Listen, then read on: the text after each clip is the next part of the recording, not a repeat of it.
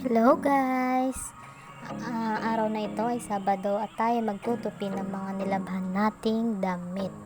Ang gusto ko lang naman itong hapon na ito ay magawa ng pang reels ko.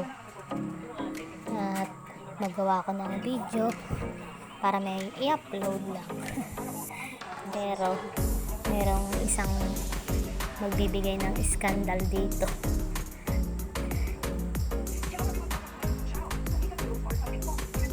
Habang nagtutupi ako, libang ako rin manood ng YouTube. Yung mga inspirational, kagaya ni Rosmar. Dito't biglang pumasok yung mister ko. At magpapalala siya ng bahay niyang short. Nahanap niya dun sa kwarto. Sabi ko nandito. Yan, naghahanap siya ng short niya. Ay, ito naman itong lalaki ito.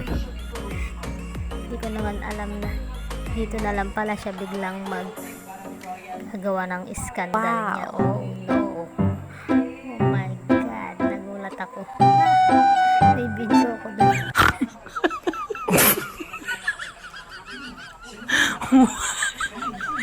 Ayan guys, at di pa siya mapakali. Kakating-kati, kamot na yung mga sinulid siguro sa short niya. At ito pa,